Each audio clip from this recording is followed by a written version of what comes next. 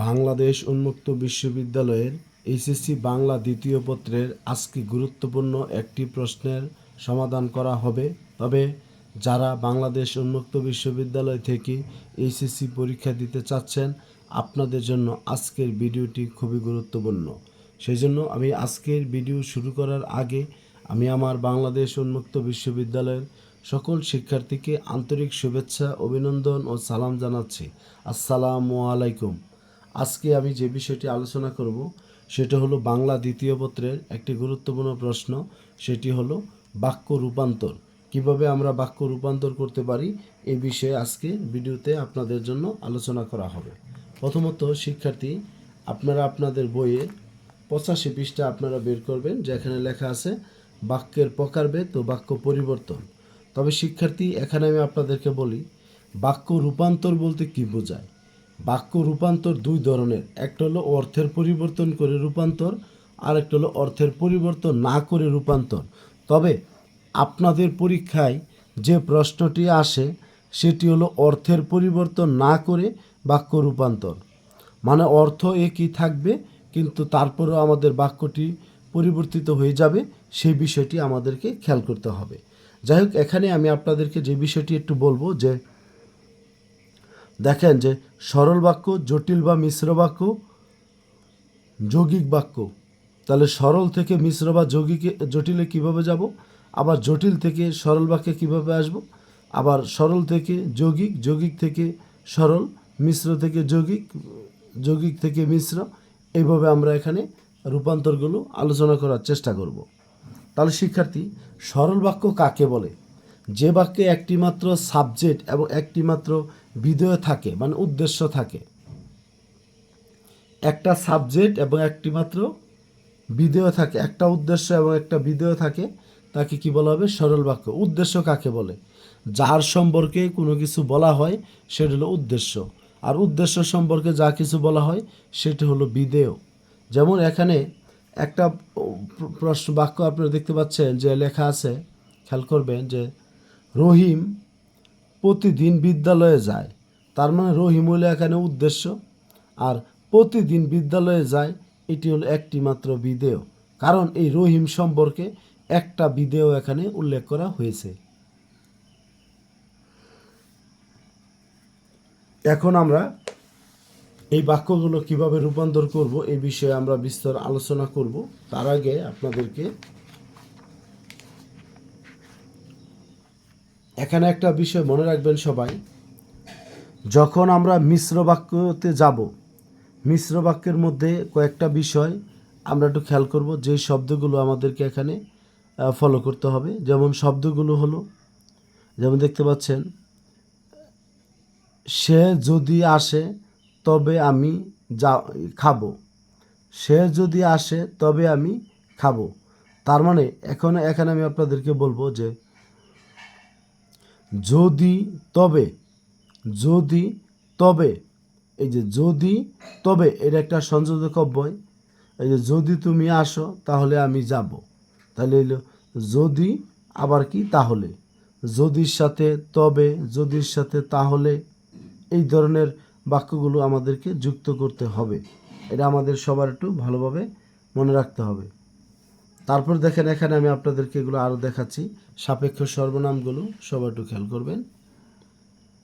যেমন ধরেন এই যে সে নিপা যে আসবে তা বলা যায় না, এই যে আসবে তা বলা যায় না। তারপরে যেমন ধরেন এখানে দেওয়া আছে এই যদি, তাহলে, যদি, তবে, যদি না হয়। তার এই ধরনের সাপেক্ষ সর্বনামগুলো আমাদেরকে যুক্ত করতে হবে। এগুলো আপনাদের বইয়ের মধ্যেই দেওয়া আছে, এগুলো আপনারা এখান থেকে পড়তে পারবেন। তাহলে আমরা এখানে যেগুলো বলছি একটু খেয়াল করবেন সবাই।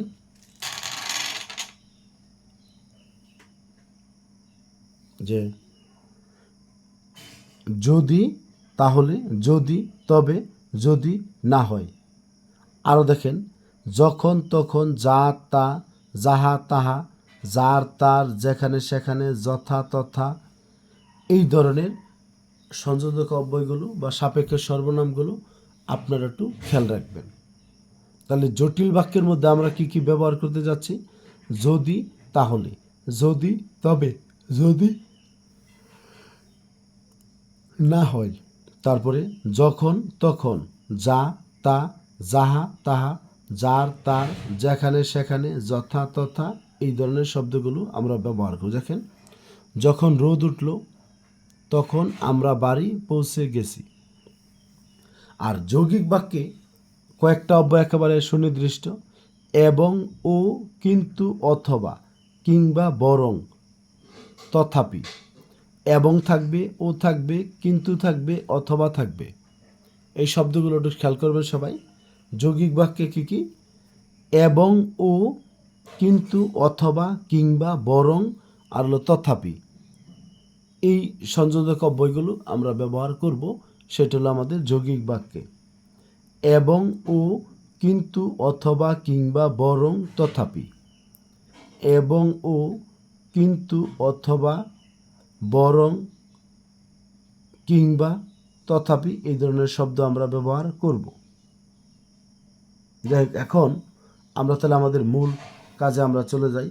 অর্থের পরিবর্তন না করে বাক্য রূপান্তর।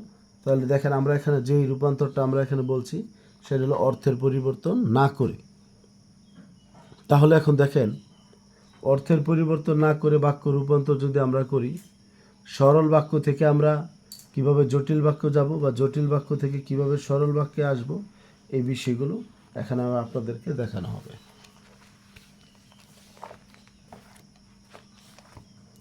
যেমন দেখেন, একটা বাক্য এখানে লেখা আছে যে সরল বাক্য, সত্যবাদীকে সবাই ভালোবাসে। সত্যবাদীকে সবাই ভালোবাসে। এটা হলো সরল বাক্য, সত্যবাদীকে সবাই ভালোবাসে। এ যদি আমরা জটিল করতে চাই, যে সত্যবাদী, মানে সত্যবাদীকে আলাদা একটা পরিচয় করাতে হবে। যে সত্যবাদী তাকে সবাই ভালোবাসে। এই যে তাকেই, যে সত্যবাদী তাকে সবাই ভালোবাসে। তাহলে সত্যবাদীকে সবাই ভালোবাসে, এই বাক্যটাকে আমরা দুইটা অংশে আমরা বিভক্ত করে ফেলব। একটা হলো যে সত্যবাদী তাকে সবাই ভালোবাসে। কি বলেছি বলে? যে সত্যবাদী তাকে সবাই ভালোবাসে। তাহলে আমাদের এখানকার যে বিষয়, আমরা সবাই যদি একটু খেয়াল করি তাহলে আমাদের কাজগুলো আমরা সবাই সঠিকভাবে করতে পারবো। আমাদের মূল কথা হলো এখানে, যে সত্যবাদী তাকে সবাই ভালোবাসে।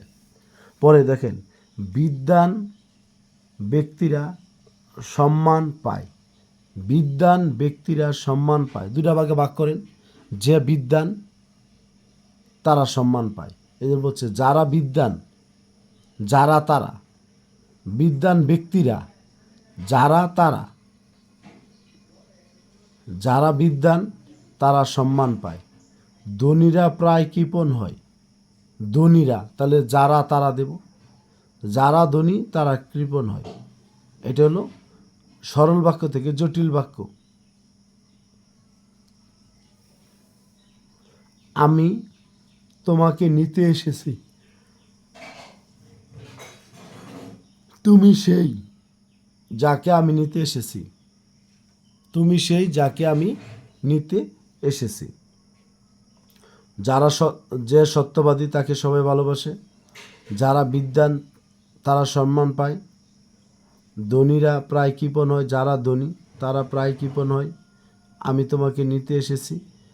তুমি সেই যাকে আমি নিতে এসেছি।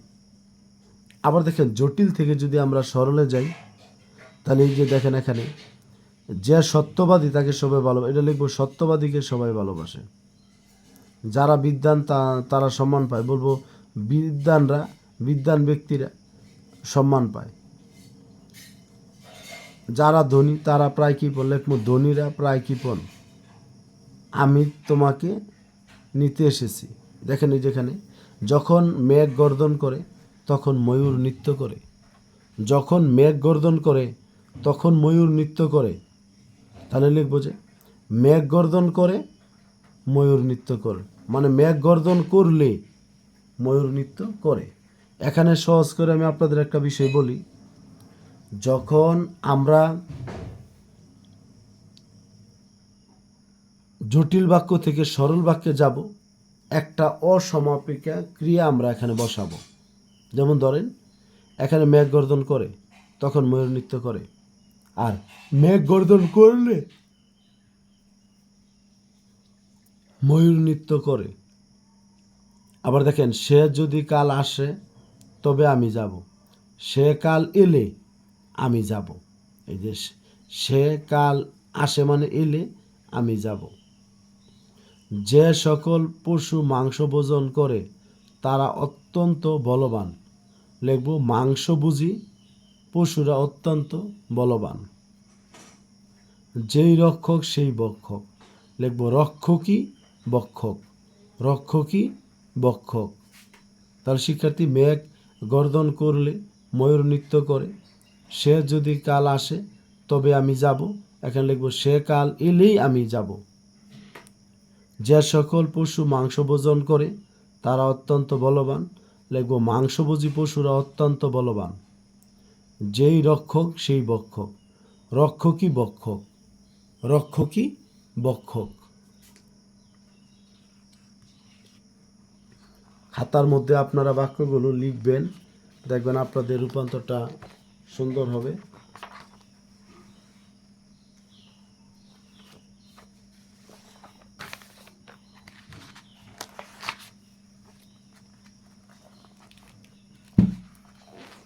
আপনাদেরকে এখন দেখেন এই অংশটা যদি আমরা একটু দেখাই, যে সরল বাক্য থেকে যৌগিক, যৌগিক বাক্যে আমরা বলছিলাম কি কি ব্যবহার করব, সেই কথাগুলো আপনাদের মনে আছে কিনা আমাকে একটু বলবেন। যৌগিক বাক্যে আমি বলেছি যে এবং, কিন্তু, ও, অথবা, বরং এগুলো আমরা ব্যবহার করব। সবাই একটু খেয়াল করবেন, এবং, কিন্তু, ও, অথবা এই ধরনের শব্দগুলো আমরা ব্যবহার করব। তাহলে শিক্ষার্থী দেখেন, এই যে আমি বহু কষ্টে শিক্ষা লাভ করেছি। কথা হলো আমি বহু কষ্ট করেছি তাই শিক্ষা লাভ করেছি। দয়া করে সব খুলে বলুন, দয়া করুন এবং সব খুলে বলুন। এই যে দয়া করুন এবং সব খুলে বলুন, এই যে এখানে আপনার দেখা গেছে যে এবং রইল আপনার সংযোজক অব্যয়। তার বয়স হলেও বুদ্ধি হয়নি। হলেওর ক্ষেত্রে কিন্তু হবে, দেখেন তার বয়স হয়েছে কিন্তু বুদ্ধি হয়নি। আবার দেখেন, এটা আমাদের ইংরেজি দ্বিতীয় পত্রের মধ্যে নিয়ম আছে, আমাদের সিম্পল, কমপ্লেক্স, কম্পাউন্ড, ওই জায়গায় আমাদের আছে। বিদ্বান হলেও তার অহংকার নেই। তিনি বিদ্বান কিন্তু তার অহংকার নেই, অথবা তথাপি তার অহংকার নেই। কিন্তু দেওয়াটাই ভালো। তিনি বিদ্বান কিন্তু তার অহংকার নেই। পর দেখেন আবার যৌগিক থেকে সরল। তিনি সত্য কথা বলিনি তাই বিপদে পড়েছি। সত্য কথা বলিনি তাই বিপদে পড়েছি। সত্য কথা না বলে বিপদে পড়েছি। তুমি আসবে এবং আমি যাব, তুমি এলেই আমি যাব। ছেলেটি গরিব কিন্তু মেধাবী। লিখব ছেলেটি গরিব হলেও মেধাবী। মানে কিন্তু থাকলে হলেও ব্যবহার করবেন, আর হলেও থাকলে যদি আপনার যৌগিকে যেতে চায় তাহলে কিন্তু ব্যবহার করবেন। এই যেমন ধরেন, তার বয়স হলেও বুদ্ধি হয়নি, তার বয়স হয়েছে কিন্তু বুদ্ধি হয়নি। আবার দেখেন বিদ্বান হলো তার অহংকার নেই। লিখব তিনি বিদ্বান কিন্তু তার অহংকার নেই। পর দেখেন, এই যে ছেলেটি গরিব কিন্তু মেধাবী, ছেলেটি গরিব হলেও মেধাবী। আকাশে মেঘ ছিল না কিন্তু বজ্রপাত হলো। আকাশে মেঘ না থাকা সত্ত্বেও বজ্রপাত হলো। এরকমভাবে আমরা যদি বাক্যগুলো যদি রূপান্তর যদি করি, দেখা যাবে যে আমাদের পরীক্ষার প্রস্তুতিটা ভালো হবে। এখন দেখেন এখানে